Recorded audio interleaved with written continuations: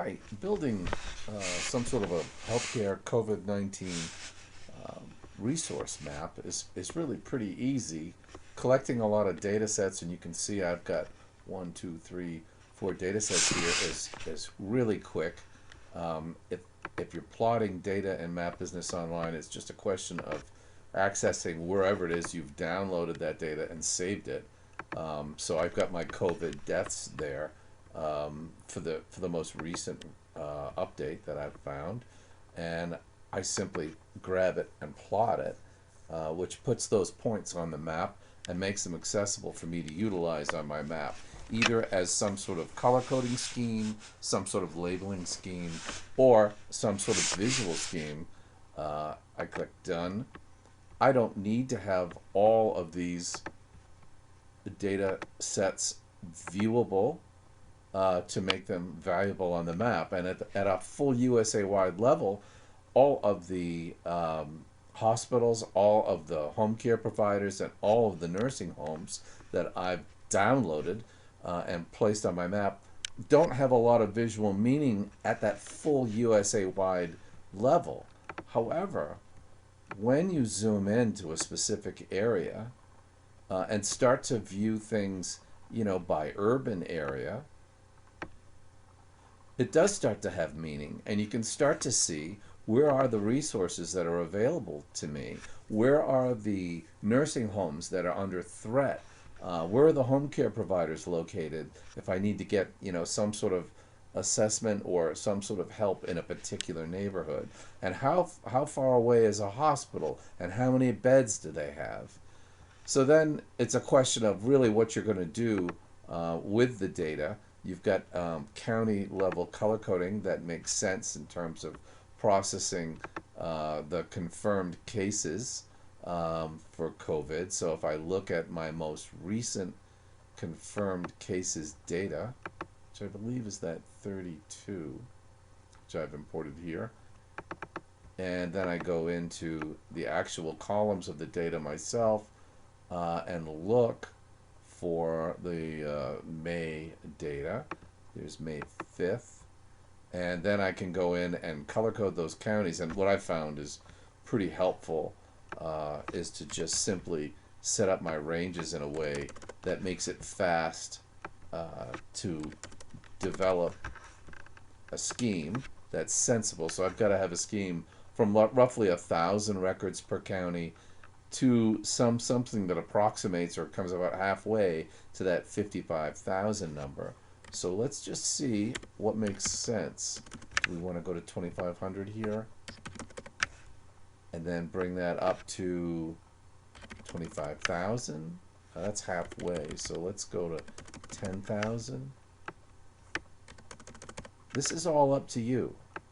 You can decide what makes the most sense in terms of schemes for color. And we just go 2501. And then we just move over to, I typically would use a bright red for the worst possible area. So we know that the county with the worst possible situation is 54,448. I'm going to guess that's New York. And then I would simply back down those color shades. And I've found that red, orange into yellow seems to make a certain amount of sense. And once you've done that a few times, you know where those colors are. You can go in and manipulate the color even. You can go in and actually look at the color makeup and move it from spot to spot. So it really does make a big difference. And then hiding in the background where there's only no cases, and there may be a few counties with no cases yet, I typically make it a dull drab gray. No emergency there. And so now you've got a color-coded county that you can work with and adjust those counties to reflect whether you want to give color out as the predominant, color by county as the predominant indicator on the map. So you've got the ability to change the translucency. So now you're screaming where the COVID's happening at a high level. So if we backed up a little bit, you'd see more counties with orange and dark orange, and then red as you get up into New York, yellow where it's not so bad, and light yellow where it's less bad. And then you've got the providers in color code. and other resources that you can bring to bear.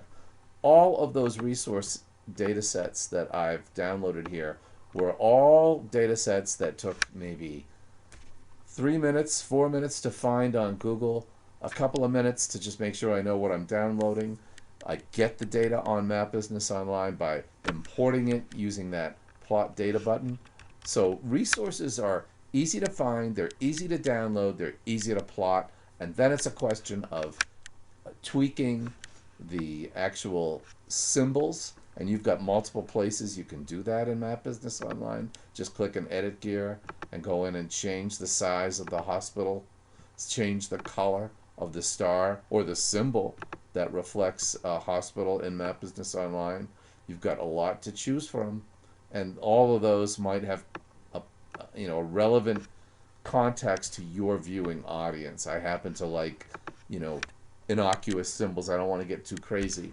And again, with all these resources, it may be more effective for your particular map view at a zoomed in level. I mean, if you're worried about, specific areas, then the more zoomed in you get, the more those symbols are going to spread apart, and you're going to have, maybe a little bit more meaning in terms of what the resources are around a given address. And sharing those maps is all done right here. So you've got the ability to pull up that share button and share privately or share publicly a map with your constituents. So you can share it as an interactive web map, or you can share it as a map that allows collaboration between map editors, and those all have to be Map Business Online subscribers. Go to mapbusinessonline.com and take our free trial. Thanks.